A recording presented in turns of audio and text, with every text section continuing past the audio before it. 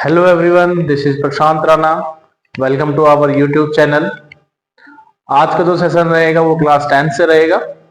10th class में अभी तक हम जो वीडियोस अपलोड कर चुके हैं वो एचसीएफ एलसीएम की एक वीडियो करी थी हमने।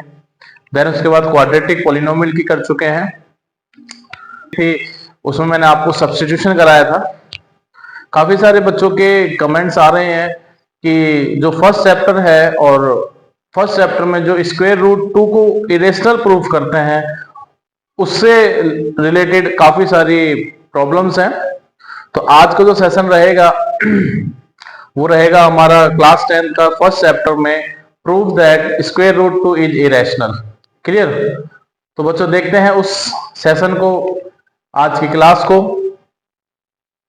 उससे पहले मैं आपसे जो मेरे YouTube चैनल पे न्यू व्यूअर्स हैं उन सभी से एक बताना चाहता हूं कि जो मेरा YouTube चैनल है माधव इंस्टीट्यूट, इसमें हम एक सेशन लेके चले हुए हैं जिसके अंदर मैं आपको एप्टीट्यूड, रीजनिंग, साथ ही साथ सब्जेक्टिव क्लासेस जो कि 9th, 10th, 11th, 12th की बेसिकली वीडियोस में अपलोड करूंगा इसमें।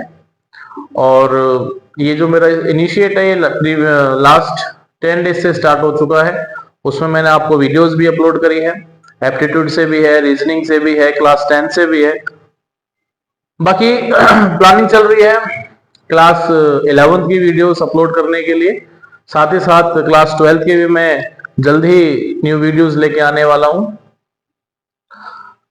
मुझे बहुत अच्छे रेस्पॉन्स मिल रहा है आपकी तरफ से, उसके लिए मैं फिर आज आपको बहुत ज्यादा थैंक यू, धन्यवाद देना चाह रहा हूं कि आपने मेरे इस चैनल को बहुत ही ज्यादा शेयर कर रहे हो यूट्यूब पर, व्हाट्सएप पर, फेसबुक पर। साथ ही साथ मेरी जो वीडियोस हैं उनको आप बहुत ही अच्छा रेस्पॉन्स कर रहे हो, लाइक्स कर रहे हो। बच्चों फिर आप लोगों से एक बार रिक्वेस्ट कर रहा हूं कि मेरे इस चैनल को ज्यादा से ज्यादा शेयर करें, जिससे कि जितने भी हमारे स्टूडेंट्स हैं वो इस वीडियो को, जो इस चैनल पे वीडियोस अपलोड हो रही हैं, सभी ज्यादा से ज्यादा इस वीडियोस को देख सकें। तो बाकी करते हैं बात, हम आगे भी बात करेंगे। नेक्स्ट आज स्टार्ट कर लेते हैं क्लास 10 से चैप्टर, जो आपका फर्स्ट चैप्टर है। देखते हैं। प्रूव दैट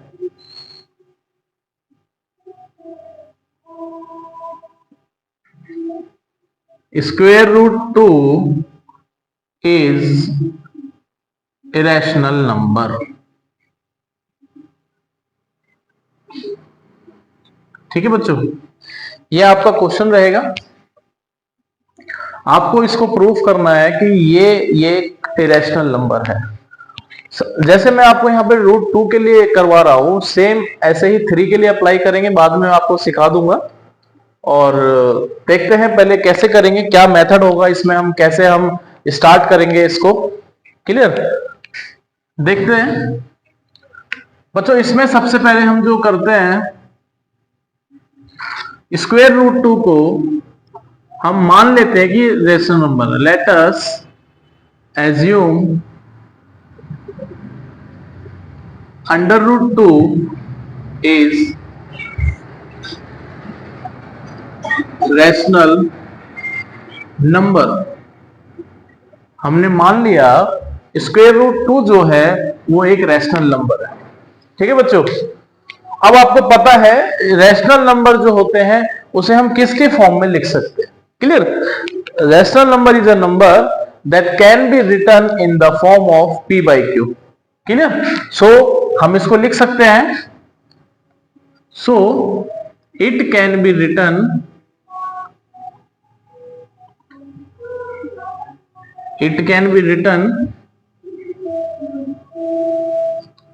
in the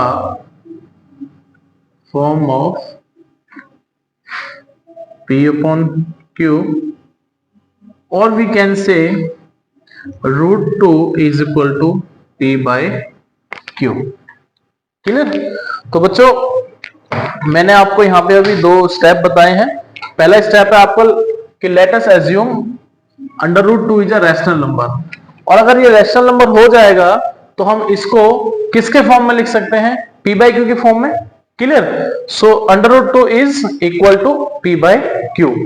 बच्चों यहां पर थोड़ा सा आपको समझना यह है कि अगर किसी नंबर को आप P बाय Q के फॉर्म में लिख देते हो तो हो सकता है उसमें कोई ना कोई, ये अभी हम ये मान सकते हैं, ये कह सकते हैं कि P अपॉन Q जो है वो अभी को प्राइम नंबर नहीं है। ठीक है, को प्राइम नंबर मैं आपको बता चुका हूं। जिन बच्चों को ये प्रॉब्लम हो रही है कि को प्राइम क्या है, तो वो मेरी प्रीवियस वीडियो, इसी यूट्यूब चैनल पे प्रीवियस वीडियोस भी हैं, वो वीडियोस को जाके देखें। उस वीडियोस में आपको काफी सारा डाटा है, उसमें आपको को प्राइम, कंपोजिट, नेचुरल नंबर सारा कुछ है उसमें। ठीक है, तो मान लेते हैं P अपॉन Q जो है उसमें कॉमन फैक्टर है सब। Clear. Suppose P and Q have common factor other than 1। ठीक है बच्चों, अभी मान लेते हैं कि P एंड Q में कोई कॉमन फैक्टर है। ठीक है, तो अब हम क्या करेंगे, उस कॉमन फैक्टर से इस नंबर को मींस P बाय Q को डिवाइड करेंगे। क्लियर। ठीक है, फॉर एग्जांपल मैं आपके सामने एक नंबर ले लेता हूं 12/18। अभी आपको ये नजर आ रहा होगा कि 12 और 18 में कोई ना कोई कॉमन नंबर है। ठीक है, हम उस कॉमन नंबर से इसको डिवाइड कर लेते हैं। सपोज जैसे 6 से डिवाइड कर देते हैं तो हमारे पास आ जाएगा 2/3। नाउ 2 and 3, 2 और 3 में कोई भी कोई भी कॉमन नंबर नहीं है। क्लियर। तो कॉमन नंबर नहीं है तो हम, अच्छा 1 सभी में होता है तो हमने इसलिए लिख दिया है अदर देन 1। ठीक है, तो इस वाले में कोई भी कॉमन नंबर नहीं है। अच्छा, किसी में अगर कॉमन नंबर नहीं होता तो उसका एचसीएफ क्या हो जाएगा, 1। मैंने आपको एचसीएफ और एलसीएम वाली वीडियोस में ये चीज बताई थी। अगर किसी दो नंबर्स का एचसीएफ निकाल रहे हैं और दोनों में कोई भी कॉमन नहीं आ रहा है तो आपका कॉमन जो हो जाएगा वो 1 हो जाएगा। कह सकते हैं हम एचसीएफ ऑफ 2 and 3 इज 1।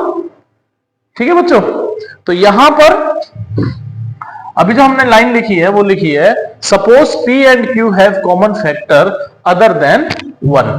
इस P एंड Q में कोई कॉमन फैक्टर है। क्लियर। और हमने क्या करेंगे, अब हम आगे वाले स्टेप में इसी कॉमन फैक्टर से हम इसको डिवाइड करेंगे। ठीक है, so after divisible by same common factor,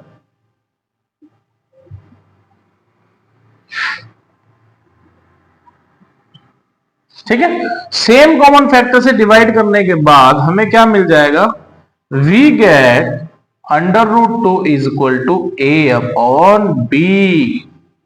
ये समझना जरूरी है। जिस नंबर से कॉमन था उस कॉमन से डिवाइड करने के बाद हमें क्या मिल गया,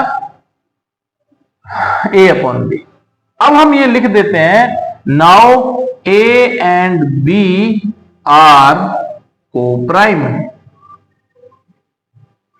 ठीक है बच्चों, तो इसमें आपको A एंड B में को प्राइम नंबर आ गए। को प्राइम मींस क्या हो जाएगा, वही अगेन इन दोनों के बीच में कोई भी कॉमन फैक्टर नहीं है, 1 को छोड़ दें। ठीक है बच्चों, तो A and B now are coprime numbers, coprime numbers. ठीक है बच्चों, ये बहुत अच्छा क्वेश्चन है और थोड़ा सा थियोरेटिकल है, तो मैं आपको फिर दोबारा से एक बार समझाने की कोशिश करता हूं, फिर आगे प्रोसीड करेंगे। Prove that √2 is a rational number. Let us assume √2 is a rational number. अगर ये स्क्वायर रूट जो है आपका रैशनल नंबर हो जाता है तो उसे हम P बाय Q के फॉर्म में लिख सकते हैं। क्लियर। और अगर P बाय Q के फॉर्म में लिख लिया और हमने मान लिया इसमें कोई ना कोई कॉमन फैक्टर है और वो है 1 के अलावा, तो हमने उसी कॉमन फैक्टर से इस नंबर को डिवाइड कर दिया तो हमें √2 equal to A upon B प्राप्त हो गया। ठीक है बच्चों, now A and B are coprime number. ठीक है, अब हम देखते हैं आगे क्या करेंगे बच्चों। अभी हमारे पास क्या आ चुका है, A and B are coprime number. आगे देखते हैं कैसे करेंगे। तो हमारे पास है square root 2 is equal to a upon b. ठीक है बच्चों, नेक्स्ट हम इसको क्या कर लेंगे, b is equal to a। Now squaring both side, squaring both side का मतलब क्या होगा बच्चों, दोनों तरफ हम क्या करेंगे, स्क्वेयर करेंगे। ठीक है बच्चों, स्क्वेयर करेंगे तो b under root 2 square is equal to a square. Then after squaring we get, clear बच्चों, ये मल्टीप्लाई में नीचे आके डिवाइड हो जाएगा। ठीक है बच्चों, तो आपके पास अभी मैं ये बता रहा था कि a एंड b जो है वो को प्राइम नंबर है। क्लियर, तो को प्राइम नंबर के बाद हम जो स्टेप है हमारे पास, हम इस नंबर को हम ऐसे लिख सकते हैं, इसमें हमने मैथमेटिकल कैलकुलेशन करा है, b आपका इधर चला जाएगा लेफ्ट हैंड साइड में, देन स्क्वेयरिंग बोथ साइड, दोनों तरफ स्क्वेयर कर दिया है। ठीक है बच्चों, स्क्वेयर करने के बाद इसको ओपन किया है, ए स्क्वायर बी स्क्वायर इंटू 2। ठीक है, ये 2 जाके डिवाइड हो जाएगा। अब जो आपके सामने है, इसका मतलब ये है बच्चों कि ए स्क्वायर जो है वो 2 से डिवाइड हो रहा है, आपको सामने दिख रहा है ए स्क्वायर इज डिविजिबल बाय 2। तो मैं आपको बता दूं कि अगर कोई नंबर, इट मींस किसी नंबर का स्क्वायर जिससे भी डिवाइड हो रहा है, जैसे यहाँ पे 2 से डिवाइड हो रहा है, तो ये आपकी थ्योरम से प्रूफ है कि भाई अगर जिस नंबर का स्क्वायर 2 से डिवाइड हो रहा है तो वो नंबर यानी ए भी 2 से डिवाइड होगा। क्लियर बच्चों, तो ये हम लिख लेते हैं, if a square is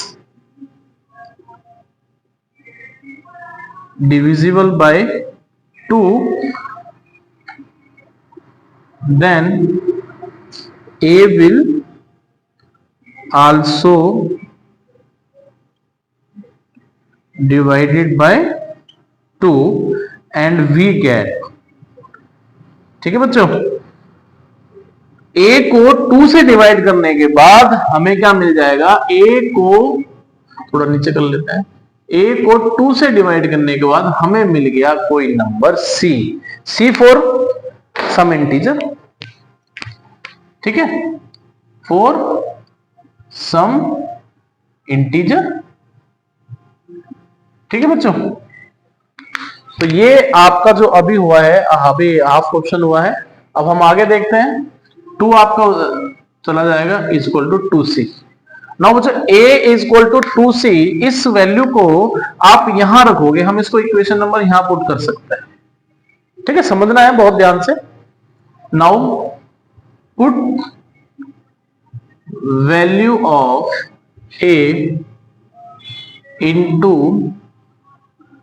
equation number 1, आपको इस इक्वेशन में रखना है यहां पे। तो आपको क्या मिल जाएगा, B square multiply 2 is equal to A की जगह क्या रख देना है, 2c का स्क्वायर, बिकॉज ए का स्क्वायर है ना यहाँ पे, तो ए की वैल्यू ये है, तो ए की वैल्यू ये रख के आपको स्क्वायर कर देना है। ठीक है बच्चों, नाउ इसको ओपन कर लेते हैं, बी स्क्वायर इंटू 2, यहां से आपका आ जाएगा 4c स्क्वायर, 4 को आप नीचे लेके आओगे, ये स्क्वायर है बच्चों, 4 दैट इज c स्क्वायर, इसको आप 2 से कट करोगे, मीन्स आपको मिलेगा b square upon 2 is equal to c square. ठीक है, बी स्क्वायर को हमने किससे डिवाइड कर दिया, 2 से, तो हमें क्या मिलेगा, सी स्क्वायर। अगेन आपको फिर एक स्टेटमेंट दिखाई दे रहा है यहाँ पे कि अगर बी स्क्वायर 2 से डिवाइड हो रहा है तो बी भी किससे डिवाइड होगा, 2 से। जैसे अभी हमने यहाँ पे लिखा है ना, A square is divisible by 2, then A will also divided by 2, और हमें क्या मिलता है, a upon 2 equal to C. ठीक है बच्चों, ये थोड़ा सा क्वेश्चन जो है आपको बहुत कंसंट्रेट होकर समझना पड़ेगा, और ये क्वेश्चन आपको आता ही है पेपर में, ये एग्जाम में आपको ये जो क्वेश्चन है ये काफी बार पूछा भी जाता है और आगे भी पूछा जाएगा, तो इस क्वेश्चन को बहुत ध्यान से समझोगे। ठीक है बच्चों, बाकी आप वीडियोस को पॉज करके बहुत आराम से इसको समझने की कोशिश करो। फिर भी अगर आपको डाउट आता है तो आप मुझे कमेंट में भेजो, मैं आपको दोबारा से कोशिश करूंगा समझाने के लिए। आज हम स्क्वायर रूट 2 के साथ आए हैं, तो अगर आपको डाउट क्लियर नहीं होगा तो फिर हम स्क्वायर रूट 3 लेके आएंगे, स्क्वायर रूट 5 लेके आएंगे। ठीक है बच्चों। तो मेरा मकसद ये है कि मैं आपको जितना भी आपको डाउट है या कितना भी आपको सिलेबस में कोई भी डाउट है उसको मैं सबको क्लियर करने की सोचूंगा, खासकर 10th क्लास वाले बच्चों के लिए, सब्जेक्टिव क्लासेस वाले बच्चों के लिए, 10th है, 11, 12। तो अभी मैं आपको फिर यहां से दोबारा से एक बार कैलकुलेशन पोर्शन जो है वो समझाने की कोशिश करता हूं। हमारे पास इस यहां से स्टार्टिंग कर लेते हैं दोबारा, √2 = a/b। तो b आपका चला जाएगा LHS में, ठीक है बच्चों। यहाँ पे देन आपका स्क्वेयरिंग बोथ साइड, दोनों साइड स्क्वायर कर दिया। स्क्वायर करने के बाद आपको यहाँ पर मिल जाएगा b² इंटू में √2 का 2 टाइम्स स्क्वायर करोगे मींस 2 आ जाएगा। Then a² = this. Now b² ये मल्टीप्लाई में नीचे आके डिवाइड हो जाएगा, a²/2। Now if a² is divisible by 2, अगर कोई किसी नंबर का स्क्वायर 2 से डिवाइड हो रहा तो वो नंबर भी 2 से डिवाइड होगा। तो हमने फिर अगर a को 2 से डिवाइड करते तो कोई c नंबर आता है, सम इंटीजर मान लेते हैं उसको, a = 2c, 2 इधर चला गया है। इस a = 2c को हम पुट कर देते हैं इक्वेशन नंबर 1 में, ठीक है बच्चों। देन फिर मैथमेटिकल क्वेश्चन आएगा, देखते हैं क्या करा है। इक्वेशन नंबर हमारे पास ये है b² × 2 = a²।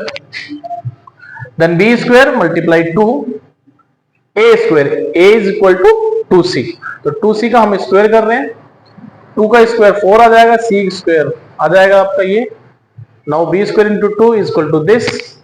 ये जो 4 है 4 डिवाइड में चला गया है, ये 2 और 4 का आपस में डिवाइड करके नीचे 2 बच चुका है और यहां पर आ चुका है आपके पास c²। ठीक है बच्चों। अब हम यहां से आगे चलते हैं। आगे आप देख रहे हो कि सेम ये वाली स्टेटमेंट दोबारा से रिपीट हो रही है, means b² is divisible by 2, so b will also divided by 2। बच्चों यहां से आपको सोचने के थोड़ा सा काम करना पड़ेगा। आपने इसी वीडियो में अभी भी देखा था कि हमने a एंड b को कोप्राइम माना है, बस। अगर आपने वो लाइन समझी है तो अब जो मैं आपको समझाने जा रहा हूं दोनों को आपको कोरिलेट करना है। देखना ध्यान से क्या कह रहा हूं मैं। a and b are coprime, means coprime मतलब जिसमें कोई भी नंबर में कॉमन नहीं आता, HCF 1 होता है, अदर देन 1 मींस उसका HCF क्या हो जाएगा 1। क्लियर, कॉमन कुछ भी नहीं है उसमें। हम एक तरफ ये बोल रहे हैं कि a and b are coprime, लेकिन अभी आपके सामने देखो दोनों तरफ a को भी 2 डिवाइड कर रहा है, देख रहे हो बच्चों, b को भी 2 डिवाइड कर रहा है, ठीक है। मींस a/b दोनों को सेम नंबर डिवाइड कर रहे हैं 2। तो हम क्या कहेंगे, हम ये कहेंगे कि a एंड b में 2 क्या है, कॉमन है। भाई इन दोनों में कॉमन आ रहा है 2, तभी तो ये डिवाइड हो रहा है एक ही नंबर से, समझ में आया। लेकिन हम क्या बता चुके हैं कि a and b are coprime. तो बच्चों एक ही चीज को दोनों तरफ क्या हो रहा है, ये तो एक तरीके से कॉन्ट्राडिक्ट्स हो रहा है। कॉन्ट्राडिक्ट्स मतलब आपके एनसीईआरटी में ये वर्ड लिखा हुआ है कॉन्ट्राडिक्ट्स। कॉन्ट्राडिक्ट्स मतलब होता है एक तरीके से विरोध हो रहा है। मींस जिस स्टेटमेंट को हम क्वेश्चन में स्टार्टिंग में लिखते हैं कि a and b are coprime है, लेकिन यहां पे आने के बाद आपको ये पता चलता है कि a भी 2 से डिवाइड हो रहा है, b भी 2 से डिवाइड हो रहा है। इसका मतलब जो स्टेटमेंट हमने लिखी है a and b are coprime, वो तो आपको एक तरह से गलत है, बिकॉज इसमें a को भी 2 डिवाइड कर रहा है, b को भी 2 डिवाइड कर रहा है। समझ में आया बच्चों। ये जो कॉन्ट्राडिक्शन हो रहा है क्यों हो रहा है, ये इस वजह से कॉन्ट्राडिक्शन हो रहा है बच्चों, क्योंकि जो हमने स्टार्टिंग में √2 को रेशनल नंबर माना है, वो हमारी जो एजम्पशन है वो गलत एजम्पशन है। ठीक है बच्चों। इस क्वेश्चन में एक तरीके से आपको इरेशनल नंबर है, √2 क्या है, एक इरेशनल नंबर है, ठीक है। उस इरेशनल नंबर को हमें रैशनल बनाकर और इसको हम क्वेश्चन को सॉल्व करते हैं, लास्ट में हम आके इसमें यही बताते हैं कि वो √2 जो है वो एक्चुअल में इरेशनल ही है, रैशनल नहीं है। और हम वो कैसे बताते हैं, क्योंकि यहां पर a जो है 2 को डिवाइड कर रहा है, b जो है वो 2 से डिवाइड हो रहा है, a भी 2 से डिवाइड हो रहा है, b भी 2 से डिवाइड हो रहा है, तो इसका मतलब a एंड b जो है वो कोप्राइम नंबर नहीं है। यानी जो हमने स्टेटमेंट में लिखा है a and b are coprime, वो कोप्राइम, वहां हम बोल रहे हैं कोप्राइम और यहां बोल रहे हैं हम डिवाइड हो रहा है, कोई कॉमन फैक्टर निकल चुका है। तो ये दोनों स्टेटमेंट आपस में कॉन्ट्राडिक्शन है, और ये कॉन्ट्राडिक्शन इस वजह से निकली है क्योंकि जो हमने एजम्पशन करी है स्टार्टिंग में square root 2 is a rational number, actual में वो रैशनल नंबर नहीं है। क्लियर? तो हम अब यहाँ पे आपको लाइनें और डलवा देते हैं, आगे इस क्वेश्चन को कंप्लीट हो जाएगा। कि एक बार यहीं लिख लेते हैं पहले, therefore A and B have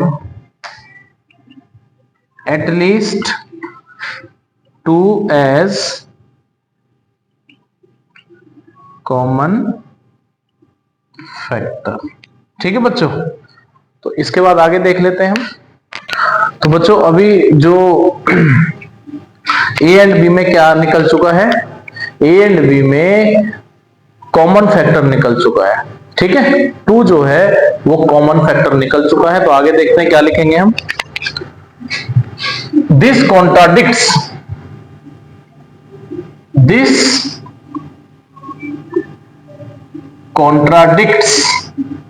the fact that A and B are co-prime।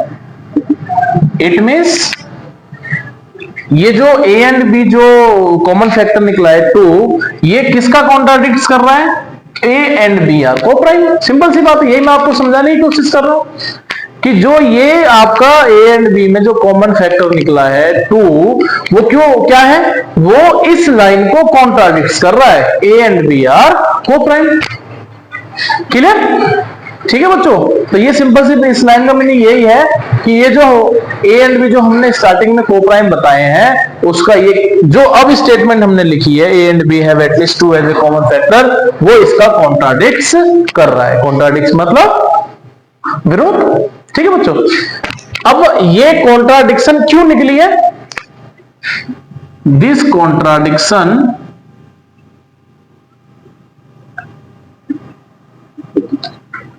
has arisen, क्यों, because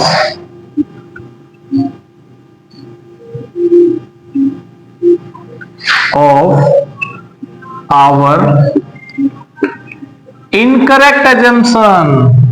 क्योंकि जो हमने स्टार्टिंग में assumption ली है वो गलत assumption है। क्या assumption ली है, that square root 2 is a rational number।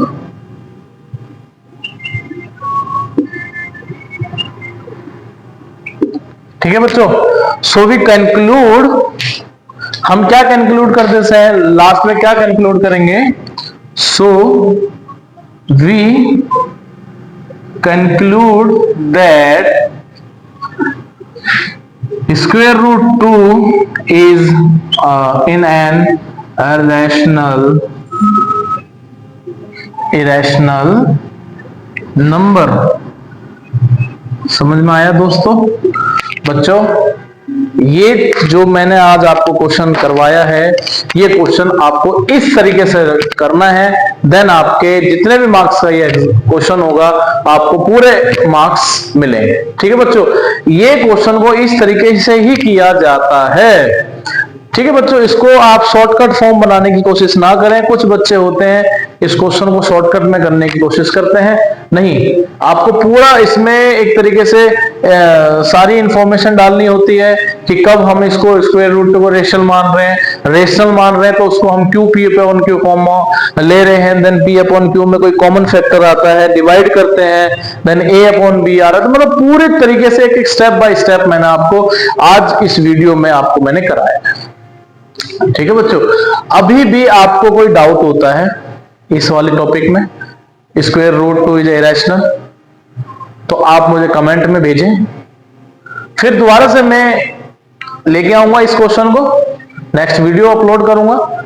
ठीक है बच्चों, आपके लिए होमवर्क ये है कि मैंने जो ये क्वेश्चन किया है, ये मैंने किया है स्क्वायर रूट 2 को लेकर। आपका होमवर्क है, आप घर पे बैठकर बिल्कुल कंसंट्रेट होके स्क्वायर रूट 3 को लोगे और उसको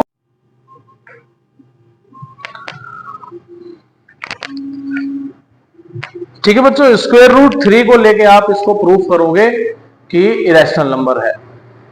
ठीक, एक बार फिर मैं आप लोगों से रिक्वेस्ट करता हूं, मेरे इस YouTube चैनल को माधव इंस्टीट्यूट को ज्यादा से ज्यादा शेयर करें, वीडियोस को लाइक करें, कमेंट करें, और अगर कोई डाउट आता है किसी भी टॉपिक में, इन वीडियोस से रिलेटेड, एप्टीट्यूड से रिलेटेड, रीजनिंग से रिलेटेड, तो आप मुझे कमेंट में जरूर भेजें या मेरे व्हाट्सएप नंबर है उसमें जरूर भेजें। जो भी डाउट है मैं नेक्स्ट क्लास में आके आपको फिर वो डाउट क्लियर करूंगा। टेक केयर बच्चों, थैंक यू।